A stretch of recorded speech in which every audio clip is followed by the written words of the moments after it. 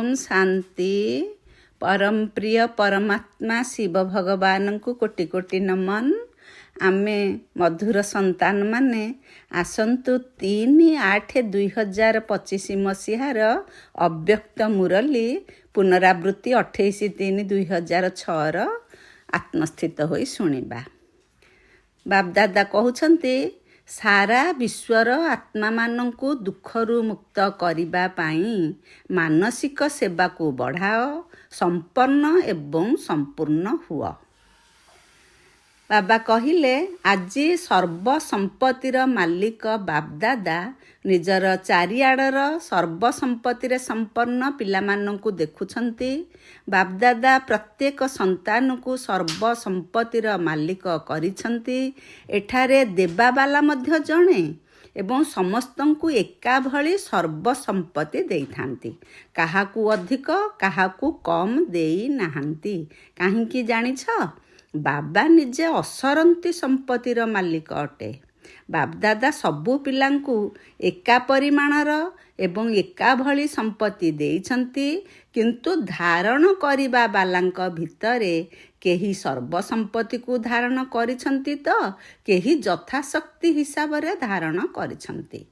केही नंबर 1 अटन्ति, केही क्रमान्वय मध्य रहुछन्ति। तेबे जेउ माने जेतिकी धारण करिछन्ति सेमानंकर चेहरा द्वारा एवं नयन द्वारा संपत्तिर निशा स्पष्ट भावरे देखि हेउछि। संपत्तिरे भरपूर आत्मा चेहरा द्वारा एवं नयन द्वारा मध्य भरपूर देखा जाय थाए।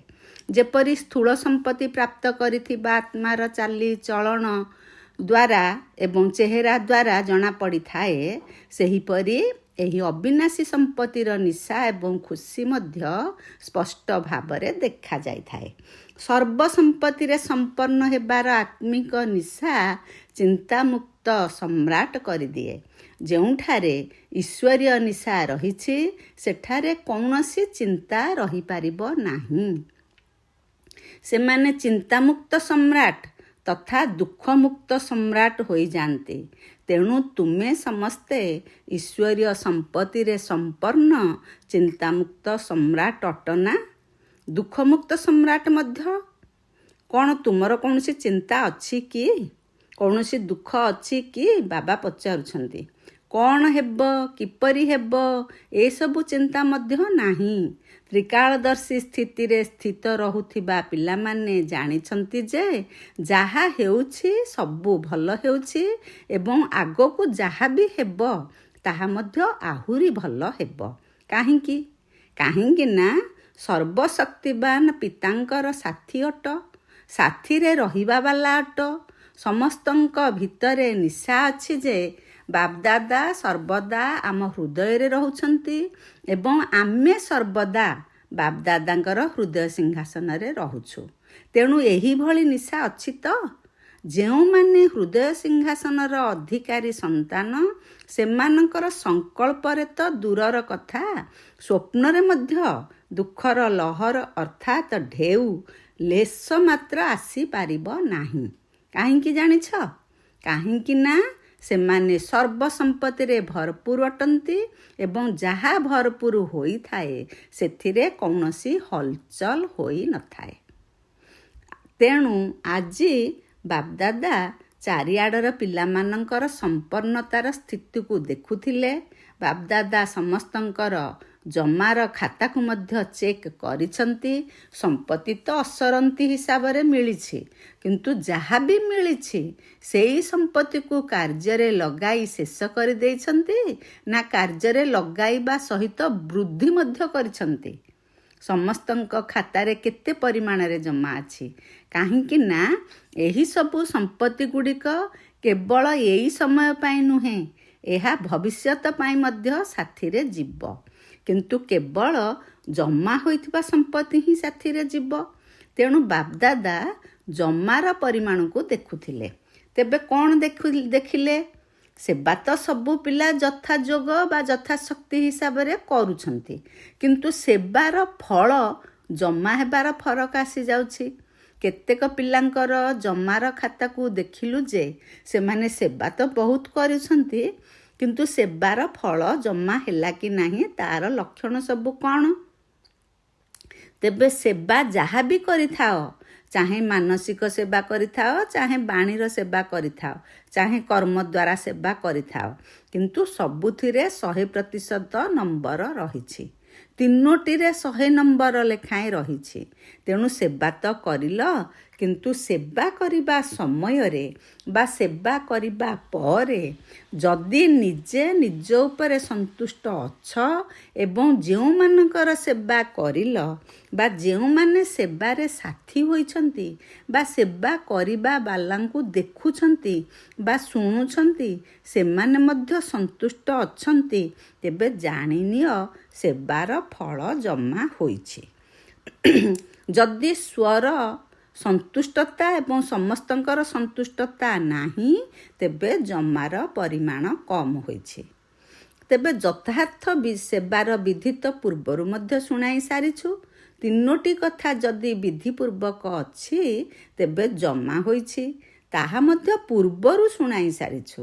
ଗୋଟିଏ ହେଲା ନିମିତ୍ତ ଭାବ, ଦ୍ୱିତୀୟରେ ନିର୍ମାଣ ଭାବନା ଅର୍ଥାତ୍ ମାନ ସମ୍ମାନ ପାଇବାର ଇଚ୍ଛା ନ ରଖିବା, ଏବଂ ତୃତୀୟରେ ହେଲା ନିର୍ମଳ ସ୍ୱଭାବ ନିର୍ମଳ ବାଣୀ। ଭାବ, ଭାବନା, ସ୍ୱଭାବ ଏବଂ ବାଣୀ। ଯଦି ଏହି ତିନୋଟି କଥା ଭିତରୁ ଗୋଟିଏ ମଧ୍ୟ କମ୍ ଅଛି ବା ଗୋଟିଏ ଅଛି ଦୁଇଟି ନାହିଁ ବା ଦୁଇଟି ଅଛି ଗୋଟିଏ ନାହିଁ, ତେବେ ସେହି ଦୁର୍ବଳତାଟି ଜମାର ପରିମାଣକୁ କମ୍ କରିଦେଇଥାଏ। ତେଣୁ ଚାରୋଟି ଯାକ ବିଷୟରେ ନିଜେ ନିଜକୁ ଚେକ୍ କର। କ'ଣ ଚାରୋଟି ଯାକ ବିଷୟରେ ମୋର ଖାତା ଜମା ହୋଇଛି ତ? କାହିଁକି ଜାଣିଛ? ବାପଦାଦା ଦେଖୁଛନ୍ତି ଯେ ଯେଉଁ ଚାରୋଟି କଥା ଉପରେ କୁହାଗଲା, ଭାବ, ଭାବନା, ସ୍ୱଭାବ ଏବଂ ବାଣୀ, ସେହି ଅନୁସାରେ କେତେକ ପିଲାଙ୍କର ସେବା ସମାଚାର ତ ବହୁତ ମିଳୁଛି, କିନ୍ତୁ ଜମାର ଖାତା କମ୍ ଅଛି। ତେଣୁ ନିଜର ସବୁ ସମ୍ପତ୍ତି ଗୁଡ଼ିକୁ ଚେକ୍ କର। ଜ୍ଞାନ ରୂପକ ସମ୍ପତ୍ତି ଅର୍ଥାତ୍ ଯାହା ବି ସଂକଳ୍ପ ବା କର୍ମ କରିଲ ତାକୁ ଜ୍ଞାନବାନ ହୋଇ କରିଛ ତ? ସାଧାରଣ କର୍ମ ହୋଇନାହିଁ ତ? ଯୋଗର ଅର୍ଥ ହେଲା ସର୍ବଶକ୍ତି ରୂପୀ ସମ୍ପତ୍ତିରେ ଭରପୁର ରହୁଥିବ। ତେଣୁ ଚେକ୍ କର ପ୍ରତ୍ୟେକ ଦିନର ଦିନଚର୍ଯ୍ୟାର ଯେଉଁ ସମୟରେ ଯେଉଁ ଶକ୍ତିର ଆବଶ୍ୟକତା ରହିଛି, ସେହି ସମୟର ସେହି ଶକ୍ତି ନିର୍ଦ୍ଦେଶ ଅନୁସାରେ କାର୍ଯ୍ୟ କରୁଛି ତ?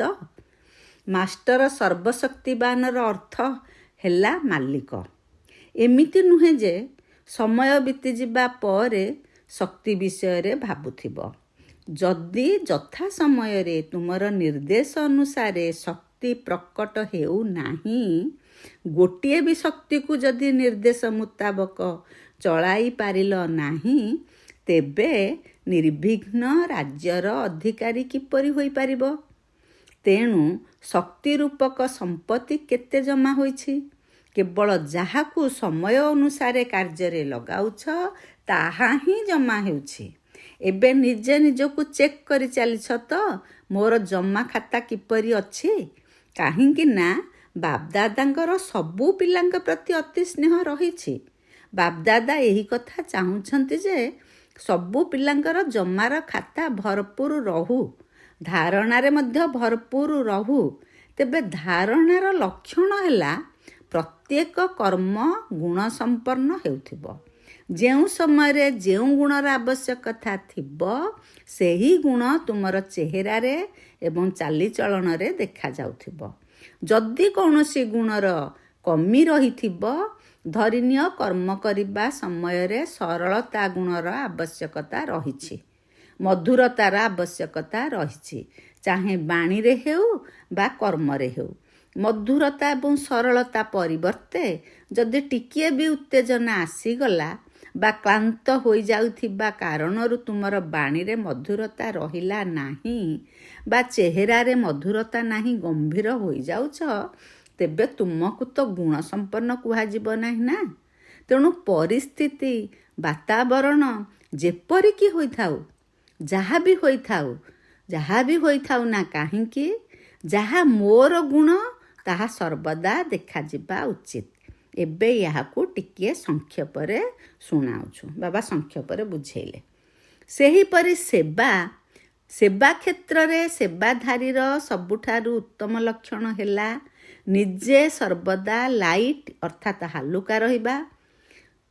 ହାଲୁକା ରହିବା ସହିତ ଖୁସିବାସିଆ ସ୍ଥିତିରେ ରହିବାର ଦେଖାଯାଉଥିବ। କାରଣ ସେବାର ଫଳ ହେଲା ଖୁସି। ଯଦି ସେବା କରିବା ସହିତ ଖୁସି ହଜିଯାଉଛି, ତେବେ ସେବାର ଖାତା ଜମା ହେଉନାହିଁ।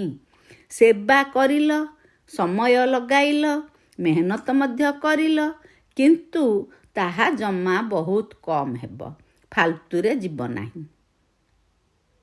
କିନ୍ତୁ ଯେତିକି ପରିମାଣରେ ଜମା ହେବା କଥା ସେତିକି ହେବ ନାହିଁ। ଫାଲତୁରେ ତ ସବୁ ଯିବନି ନା, ଯେତିକି ପରିମାଣରେ ଜମା ହେବା କଥା ସେତିକି ହେବ ନାହିଁ। ସେହିପରି ସମ୍ବନ୍ଧ ସମ୍ପର୍କର ଲକ୍ଷଣ ହେଲା ସେଥିରୁ ଆଶୀର୍ବାଦର ପ୍ରାପ୍ତି ହେଉଥିବ। ଯାହାର ବି ସମ୍ବନ୍ଧ ସମ୍ପର୍କରେ ଆସିବ ତାର ମନ ଭିତରୁ ତୁମ ପ୍ରତି ଆଶୀର୍ବାଦ ବାହାରୁଥିବ। ବହୁତ ଭଲ, ବାହାରେ କହୁନଥିବେ, ଦିଲରୁ ବାହାରୁଥିବ। ସେ ବାହାରେ କେବଳ କହୁନଥିବେ ଯେ ବହୁତ ଭଲ, ତାଙ୍କ ଦିଲରୁ ବାହାରୁଥିବ ଆଶୀର୍ବାଦ। ଯଦି କାହାକୁ ଏହିଭଳି ଆଶୀର୍ବାଦ ପ୍ରାପ୍ତ ହେଉଥିବ, ତେବେ ଆଶୀର୍ବାଦ ମିଳିବା ମଧ୍ୟ ବହୁତ ସହଜରେ ପୁରୁଷାର୍ଥ କରିବାର ସାଧନ ଅଟେ। ଭାଷଣ କରୁନାହିଁ, ଠିକ୍ ଅଛି, ମାନସିକ ସେବା ମଧ୍ୟ ଏତେ ଶକ୍ତିଶାଳୀ ନୁହେଁ। ଭାଷଣ କରୁନାହିଁ, ଠିକ୍ ଅଛି, ମାନସିକ ସେବା ମଧ୍ୟ ଏତେ ଶକ୍ତିଶାଳୀ ନୁହେଁ। କୌଣସି ସେବାର ନୂଆ ନୂଆ ଯୋଜନା ପ୍ରସ୍ତୁତ କରିବା ମଧ୍ୟ ଜଣା ନାହିଁ, ଏଥିରେ କୌଣସି ଆପତ୍ତି ନାହିଁ। କିନ୍ତୁ ସବୁଠାରୁ ସହଜ ପୁରୁଷାର୍ଥର ଆଧାର ହେଲା ଆଶୀର୍ବାଦ ନିଅ, ଆଶୀର୍ବାଦ ଦିଅ। ଏହିଭଳି ବାପଦାଦା ଅନେକ ପିଲାଙ୍କର ମନର ସଂକଳ୍ପକୁ ମଧ୍ୟ ଯାଞ୍ଚ କରୁଛନ୍ତି।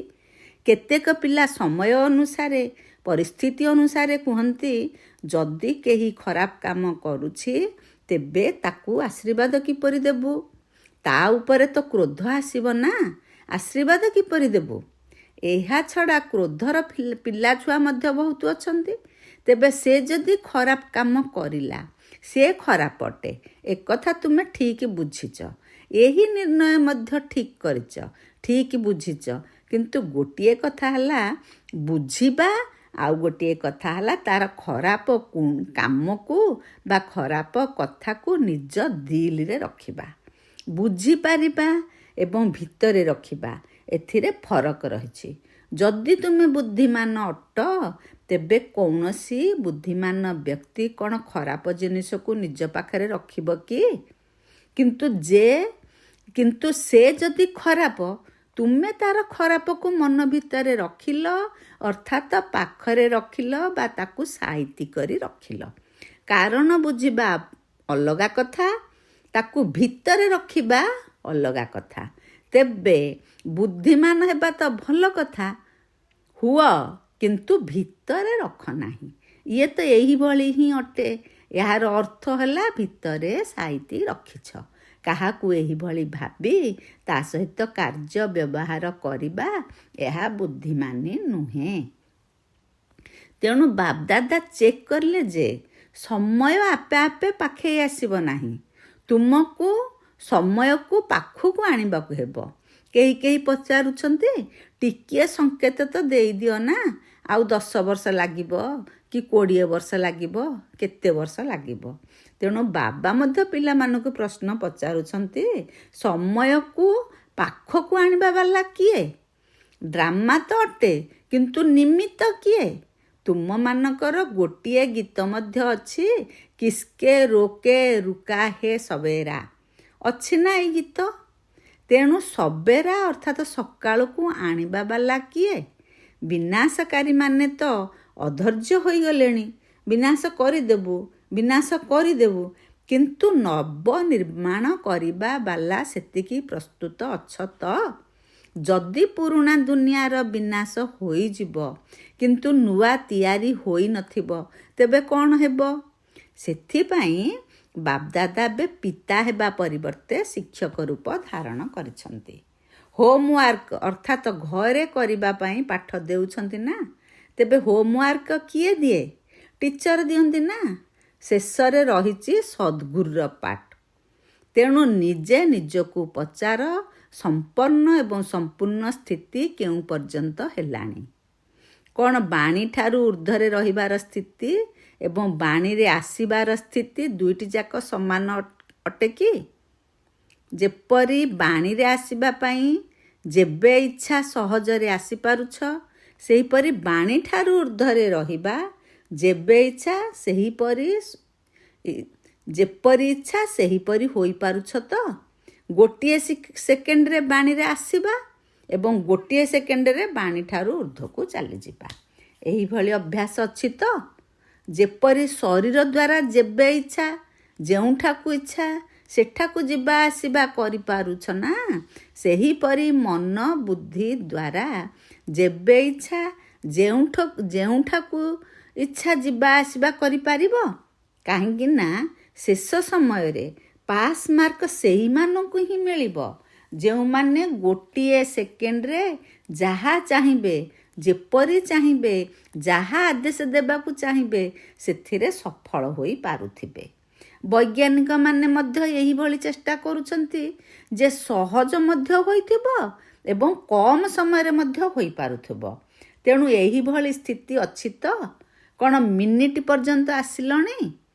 ଯେପରି ଲାଇଟ୍ ହାଉସ୍ ଗୋଟିଏ ସେକେଣ୍ଡ ଭିତରେ ସୁଇଚ୍ ଅନ୍ କରିବା ମାତ୍ରକେ ଚାରିଆଡ଼ ଆଲୋକ ବିଚ୍ଛୁରିତ କରିଦେଉଛି, ସେହିପରି ତୁମେମାନେ ମଧ୍ୟ ଲାଇଟ୍ ହାଉସ୍ ହୋଇ ଗୋଟିଏ ସେକେଣ୍ଡରେ ଚାରିଆଡ଼େ ଆଲୋକ ବିଚ୍ଛୁରିତ କରିପାରିବ? ଏହି ସ୍ଥୂଳ ନେତ୍ର ଗୋଟିଏ ସ୍ଥାନରେ ବସି କିଛି ଦୂର ପର୍ଯ୍ୟନ୍ତ ଦେଖିପାରୁଛି ନା, ନିଜର ଦୃଷ୍ଟି ପକାଇ ପାରୁଛି ନା। ସେହିପରି ତୁମେମାନେ ନିଜର ତୃତୀୟ ନେତ୍ର ଦ୍ୱାରା ଗୋଟିଏ ସ୍ଥାନରେ ବସି ଚାରିଆଡ଼େ ବରଦାତା ବିଧାତା ହୋଇ ନିଜର ଦୃଷ୍ଟି ଦ୍ୱାରା ନିହାଲ କରିପାରିବ? ନିଜକୁ ସବୁ କଥାରେ ଚେକ୍ କରୁଛ ତ? ତୁମର ତୃତୀୟ ନେତ୍ର ସେତିକି ସ୍ପଷ୍ଟ ଅଛି ତ? ଏହିସବୁ କଥାରେ ଯଦି ଟିକିଏ ବି ଦୁର୍ବଳତା ଅଛି, ତେବେ ତା'ର କାରଣ ପୂର୍ବରୁ ମଧ୍ୟ ଶୁଣାଇ ସାରିଛୁ। ତାହା ହେଲା ବିନାଶୀ ଆକର୍ଷଣ ମୁଁ ଏବଂ ମୋର ଅଟେ। ଯେପରି ମୁଁ ଶବ୍ଦ ପାଇଁ ସ୍ପଷ୍ଟ କରାଯାଇଥିଲା, ହୋମୱାର୍କ ମଧ୍ୟ ଦିଆଯାଇଥିଲା। ଦୁଇଟି ମୁଁକୁ ସମାପ୍ତ କରି ଗୋଟିଏ ମୁଁ ରଖିବାକୁ ହେବ। ସମସ୍ତେ ଏହି ପାଠକୁ ପକ୍କା କରିଛ ତ? ଯେଉଁମାନେ ଏହି ହୋମୱାର୍କକୁ କରିବାରେ ସଫଳ ହୋଇଛନ୍ତି ସେମାନେ ହାତ ଉଠାନ୍ତୁ। ବାପଦାଦା ତ ସମସ୍ତଙ୍କୁ ଦେଖୁଛନ୍ତି, ତେଣୁ ସାହସ ରଖ, ଭୟ କର ନାହିଁ, ହାତ ଉଠାଅ। ଭଲ କଥା, ଅଭିନନ୍ଦନ ମଧ୍ୟ ମିଳିବ। ବହୁତ କମ୍ ଅଛନ୍ତି, ଏମାନଙ୍କର ହାତ ଉଠାଇବା ଟିଭିରେ ଦେଖାଅ। ବହୁତ କମ୍ ପିଲା ହାତ ଉଠାଇଛନ୍ତି। ଏବେ କ'ଣ କରିବା? ସମସ୍ତଙ୍କୁ ନିଜ ଉପରେ ହସ ମଧ୍ୟ ଲାଗୁଛି। ଆଚ୍ଛା, ଦ୍ୱିତୀୟ ହୋମୱାର୍କ ଥିଲା କ୍ରୋଧକୁ ଛାଡ଼ିବାକୁ ହେବ। ଏହା ତ ସହଜ ଅଟେ ନା?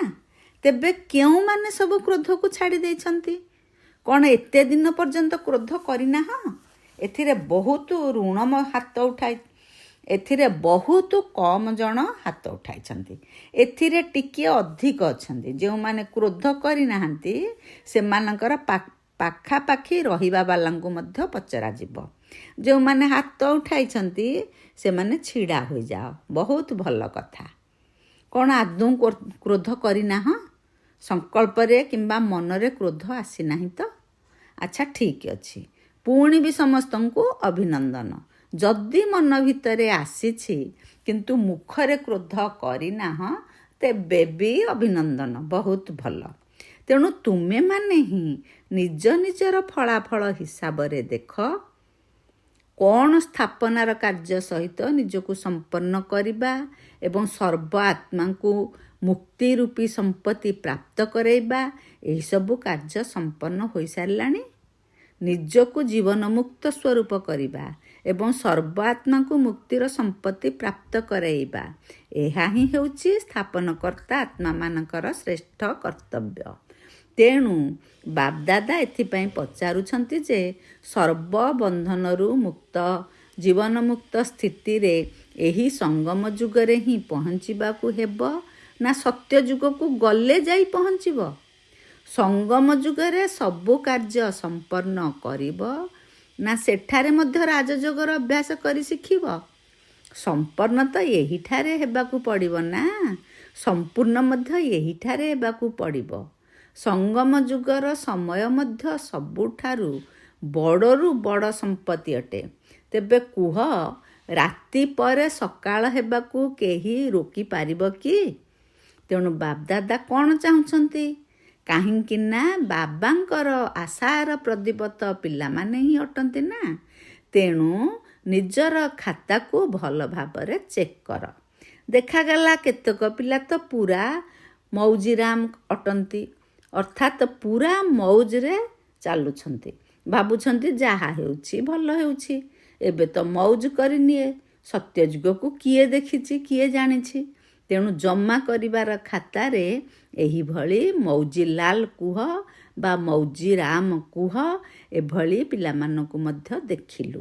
ଭାବୁଛନ୍ତି ଟିକିଏ ମୌଜ ତ କରିନିଏ। ଅନ୍ୟମାନଙ୍କୁ ମଧ୍ୟ କହୁଛନ୍ତି, ଆରେ ଏତେ କଥା କାହିଁକି କରୁଛ? ମୌଜ କର, ଖାଅ ପିଅ, ମୌଜ କର।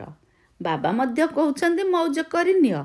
ଯଦି ଅଳ୍ପରେ ସନ୍ତୁଷ୍ଟ ହେବା ବାଲା ଅଟ, ତେବେ ଏହି ଅଳ୍ପ ପ୍ରାପ୍ତିରେ ହିଁ ସନ୍ତୁଷ୍ଟ ହୋଇଯାଅ। କାହିଁକି ନା ବିନାଶୀ ସାଧନ ଗୁଡ଼ିକର ମୌଜ ଅଳ୍ପ କାଳର ଅଟେ ନା। ସଦାକାଳର ମୌଜକୁ ଛାଡ଼ି ଯଦି ଅଳ୍ପ କାଳର ସାଧନ ଗୁଡ଼ିକର ମୌଜରେ ରହିବାକୁ ଚାହୁଁଛ, ତେବେ ବାପଦାଦା ଆଉ କ'ଣ କହିବେ? କେବଳ ଶିକ୍ଷା ସାବଧାନୀ ତ ଦେବେ, ଆଉ କ'ଣ କରିବେ? ଯଦି କେହି ହୀରା ଖଣିକୁ ଯାଇ 2ଟି ହୀରା ନେଇ ଖୁସି ହୋଇଯିବ, ତେବେ ତାକୁ କ'ଣ କହିବେ? ତେଣୁ ଏଭଳି ହୁଅ ନାହିଁ। ଅତୀନ୍ଦ୍ରିୟ ସୁଖର ମୌଜର ଝୁଲଣାରେ ଝୁଲ। ଅବିନାଶୀ ପ୍ରାପ୍ତି ଗୁଡ଼ିକର ଝୁଲଣାର ମୌଜରେ ଝୁଲ। ଡ୍ରାମାରେ ଦେଖ, ମାୟାର ପାଟ ମଧ୍ୟ ବିଚିତ୍ର ଅଟେ। ଏହି ସମୟରେ ଏଭଳି ସାଧନ ସବୁ ବାହାରିଛି, ଯାହାକି ପୂର୍ବରୁ କିଛି ବି ନଥିଲା। କିନ୍ତୁ ବିନା ସାଧନରେ ମଧ୍ୟ ଯେଉଁମାନେ ସାଧନା କରିଛନ୍ତି, ସେବା କରିଛନ୍ତି, ସେମାନଙ୍କର ଦୃଷ୍ଟାନ୍ତ ମଧ୍ୟ ତୁମ ସମ୍ମୁଖରେ ଅଛି ନା। କ'ଣ ସେତେବେଳେ ଏହିସବୁ ସାଧନ ଗୁଡ଼ିକ ଥିଲା? କିନ୍ତୁ ସେବା କେତେ ନେଉଥିଲ, କେତେ ହେଉଥିଲା? କ୍ୱାଲିଟି ବାଲା ଆତ୍ମାମାନେ ବାହାରିଛନ୍ତି ନା। ଆଦିରତ୍ନ ଆତ୍ମାମାନେ ତ ପ୍ରସ୍ତୁତ ହୋଇଗଲେ ନା। ଏଠାରେ ତ ସାଧନ ଗୁଡ଼ିକର ଆକର୍ଷଣ ରହିଛି। ତେବେ ସାଧନ ଗୁଡ଼ିକୁ ବ୍ୟବହାର କରିବା ଭୁଲ ନୁହେଁ, କିନ୍ତୁ ସାଧନାକୁ ଭୁଲି ସାଧନ ପଛରେ ଧାଇଁବା, ଏହାକୁ ବାପଦାଦା ଭୁଲ ବୋଲି କହୁଛନ୍ତି। ଏହିସବୁ ସାଧନ ଗୁଡ଼ିକ ଜୀବନର ଉତ୍ଥାନର ସାଧନ ନୁହେଁ, ଅର୍ଥାତ୍ ଆଧାର ନୁହେଁ, କିନ୍ତୁ ସାଧନା ଆଧାର ଅଟେ। ଏହିସବୁ ସାଧନ ଗୁଡ଼ିକ ଜୀବନର ଉତ୍ଥାନର ସାଧନ ନୁହେଁ, ଅର୍ଥାତ୍ ଆଧାର ନୁହେଁ, କିନ୍ତୁ ସାଧନା ଆଧାର ଅଟେ। ଯଦି ସାଧନା ପରିବର୍ତ୍ତେ ସାଧନ ଗୁଡ଼ିକୁ ଆଧାର କରିଦେଲ, ତେବେ ପରିଣାମ କ'ଣ ହେବ? ସାଧନ ଗୁଡ଼ିକ ଅବିନାଶୀ ଅଟେ, ତେଣୁ ପରିଣାମ କ'ଣ ହେବ?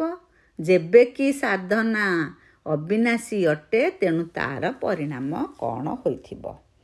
ଚାରିଆଡ଼ର ପିଲାମାନଙ୍କର ପୁରୁଷାର୍ଥର ଏବଂ ସ୍ନେହର ସମାଚାର ପତ୍ର ବାପଦାଦାଙ୍କୁ ମିଳିଛି। ବାପଦାଦା ପିଲାମାନଙ୍କର ଉମଙ୍ଗ ଉତ୍ସାହକୁ ଦେଖି ଏଇଆ କରିବୁ, ସେଇଆ କରିବୁ, ଏହିଭଳି ସମାଚାରକୁ ଶୁଣି ଖୁସି ହେଉଛନ୍ତି। ଏବେ କେବଳ ଯେଉଁଭଳି ସାହସ ଏବଂ ଉମଙ୍ଗ ଉତ୍ସାହ ରଖି ଦୃଢ଼ ସଂକଳ୍ପ କରିଛ, ତାକୁ ବାରମ୍ବାର ଧ୍ୟାନ ଦେଇ ବାସ୍ତବିକ ରୂପରେ କରିବାକୁ ହେବ।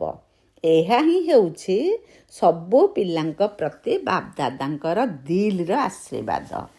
ଏବେ ସମସ୍ତ ଚାରିଆଡ଼ର ସଂକଳ୍ପ, ବାଣୀ ଏବଂ କର୍ମରେ ସମ୍ବନ୍ଧ ସମ୍ପର୍କରେ ସମ୍ପନ୍ନ ହେଉଥିବା ଶ୍ରେଷ୍ଠ ଆତ୍ମାମାନଙ୍କୁ, ସର୍ବଦା ସ୍ୱଦର୍ଶନ କରୁଥିବା ସ୍ୱଦର୍ଶନ ଚକ୍ରଧାରୀ ପିଲାମାନଙ୍କୁ, ସର୍ବଦା ନିଜର ଦୃଢ଼ ସଂକଳ୍ପ ଦ୍ୱାରା ମାୟାଜିତ ହୋଇ ବାବାଙ୍କ ସମ୍ମୁଖରେ ନିଜକୁ ପ୍ରତ୍ୟକ୍ଷ କରୁଥିବା ଏବଂ ବିଶ୍ୱ ସମ୍ମୁଖରେ ବାବାଙ୍କୁ ପ୍ରତ୍ୟକ୍ଷ କରୁଥିବା ଯୋଗ୍ୟ ସେବାଧାରୀ ଜ୍ଞାନବାନ ତଥା ସଫଳତା ମୂରତ ପିଲାମାନଙ୍କୁ ବାପଦାଦାଙ୍କର ସ୍ନେହ ସମ୍ପନ୍ନ ଶୁଭେଚ୍ଛା ଏବଂ ଦିଲ୍ର ସହିତ ପଦ୍ମ ଗୁଣ ଆଶୀର୍ବାଦ ଏବଂ ନମସ୍ତେ ସ୍ୱୀକାର କରିବା। ଆମେ ମଧ୍ୟ ସମସ୍ତ ଆତ୍ମିକ ସନ୍ତାନମାନେ ବାବାଙ୍କୁ ନମସ୍ତେ ନମସ୍ତେ ନମସ୍ତେ। ବରଦାନରେ ବାବା କହିଲେ, ସଚ୍ଚା ଏବଂ ସ୍ୱଚ୍ଛ ହୃଦୟ ଆଧାରରେ ନମ୍ବର 1 ସ୍ଥାନ ଗ୍ରହଣ କରୁଥିବା ଦିଲାରାମ ପସନ୍ଦ ଭବ। ଦିଲାରାମ ବାବାଙ୍କୁ ସଚ୍ଚା ଦିଲ୍ ବାଲା ପିଲାମାନେ ହିଁ ପସନ୍ଦ। ଦୁନିଆ ହିସାବରେ ବୁଦ୍ଧିମାନ ନ ହୋଇଥିଲେ ମଧ୍ୟ ହୃଦୟ ଯଦି ସଚ୍ଚା ଏବଂ ସ୍ୱଚ୍ଛ ଅଟେ ତେବେ ପ୍ରଥମ ନମ୍ବର ସ୍ଥାନ ପ୍ରାପ୍ତ କରିପାରିବ। ଦୁନିଆ ହିସାବରେ ବୁଦ୍ଧିମାନ ନ ହୋଇଥିଲେ ମଧ୍ୟ ହୃଦୟ ଯଦି ସଚ୍ଚା ଏବଂ ସ୍ୱସ୍ଥ ଅଛି ତେବେ ପ୍ରଥମ ନମ୍ବର ନିଶ୍ଚୟ ପ୍ରାପ୍ତ କରିପାରିବ। କାହିଁକି ନା ବାବା ତୁମମାନଙ୍କୁ ଏତେ ବୁଦ୍ଧିମାନ କରିଦେଉଛନ୍ତି ଯାହାଦ୍ୱାରା ରଚୟିତାଙ୍କୁ ଜାଣିଯିବା କାରଣରୁ ରଚନାର ଆଦି ମଧ୍ୟ ଅନ୍ତର ଜ୍ଞାନକୁ ମଧ୍ୟ ଜାଣିଯାଉଛ। ତେଣୁ ସଚ୍ଚା ଏବଂ ସ୍ୱଚ୍ଛ ହୃଦୟ ଆଧାରରେ ହିଁ ଉଚ୍ଚ ସ୍ଥାନ ମିଳିଥାଏ, ସେବା ଆଧାରରେ ନୁହେଁ। କାହିଁକି ନା ସଚ୍ଚା ଦିଲ୍ର ସେବାର ପ୍ରଭାବ ଆତ୍ମାମାନଙ୍କର ଦିଲ୍ ପର୍ଯ୍ୟନ୍ତ ପହଞ୍ଚିଯାଏ। ବୁଦ୍ଧିମାନ ଆତ୍ମାମାନଙ୍କର ଯଦିଓ ନାମ ବିଖ୍ୟାତ ହୋଇଥାଏ କିନ୍ତୁ ଦିଲ୍ ବାଲା ପିଲାମାନେ ଆଶୀର୍ବାଦର ଅଧିକାରୀ ହୋଇଥାନ୍ତି। ଆଜି ବାବା ସ୍ଲୋଗାନରେ କହିଲେ, ସମସ୍ତଙ୍କ ପ୍ରତି ଶୁଭ ଚିନ୍ତନ ଏବଂ ଶୁଭ କାମନା ରଖିବା ହିଁ ସଚ୍ଚା ପରୋପକାର ଅଟେ। ଓମ୍ ଶାନ୍ତି। ଅବ୍ୟକ୍ତ ଇଶାରାରେ ଆଜି ଶୁଣିବା, ଯଦି ସହଜ ଯୋଗୀ ହେବାକୁ ଚାହୁଁଛ ତେବେ ପରମାତ୍ମ ସ୍ନେହର ଅନୁଭବୀ ହୁଅ। ଯେଉଁ ପିଲାମାନେ ପରମାତ୍ମ ସ୍ନେହରେ ସର୍ବଦା ଲଭ୍ଲିନ୍ ରହିଥାନ୍ତି ଅର୍ଥାତ୍ ନିଜକୁ ହଜେଇ ଦେଇଥାନ୍ତି ସେମାନଙ୍କର ଆତ୍ମିକ ଚମକ ଏବଂ ଆତ୍ମିକ ନିଶା ତଥା ଅନୁଭୂତିର କିରଣ ଏତେ ଶକ୍ତିଶାଳୀ ହୋଇଥାଏ ଯାହାକି କୌଣସି ବି ସମସ୍ୟା ନିକଟକୁ ଆସିବା ତ ଦୂରର କଥା କିନ୍ତୁ ନଜର ମଧ୍ୟ ପକାଇ ପାରିବ ନାହିଁ। ସେମାନଙ୍କୁ କେବେ ବି କୌଣସି ପ୍ରକାରର ମେହନତ କରିବାକୁ ପଡ଼ିନଥାଏ। ଓମ୍ ଶାନ୍ତି, ଓମ୍ ଶାନ୍ତି, ଓମ୍ ଶାନ୍ତି। ବାବାଙ୍କୁ କୋଟି କୋଟି ନମନ। ବାବା ଓମ୍ ଶାନ୍ତି, ଓମ୍ ଶାନ୍ତି, ଓମ୍ ଶାନ୍ତି।